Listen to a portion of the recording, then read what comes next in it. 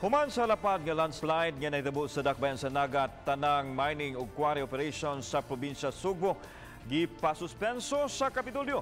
Kamanduan kini sa gobernador aron ma-inspeksyon ug matino ang kaluwasan sa mga mulupyo sa di pa ipadayon ang operasyon. Si Nico Serino sa report.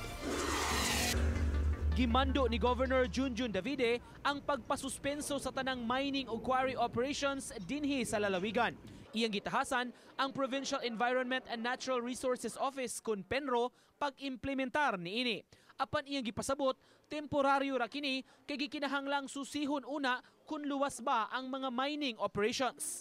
We want to make sure although these permittees ni comply magini sila, otherwise we will not be giving issuing any permits, but after this tragedy sa Naga, ato nang ipa-suspend tanan all quarry operations here. Pasalig sa Kapitolyo, ilang paspasan ang pag-inspeksyon ug kun walay makitang kalapasan, makapadayon sila sa operasyon. Importante lang ma-check nila kung safe pa yun, kung risk o potential ng risk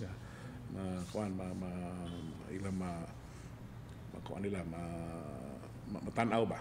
Otherwise, padayon sila. Ang quarry operation sa Naga dili hinon ubos sa jurisdiksyon sa Penro kundili adto sa MGB DENR.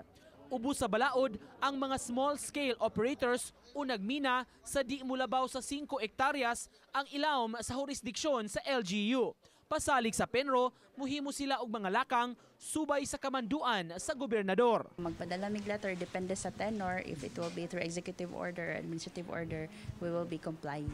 Our law that we are mandated is to enforcement the local government code. So under the local government code, it's kinirang extraction sa sand and gravel. At the same time, quarry, but ari sa 5 hectares below. Si Davide mibisita kagahapon sa dakbayan sa Naga ug misusi sa kondisyon sa dapit.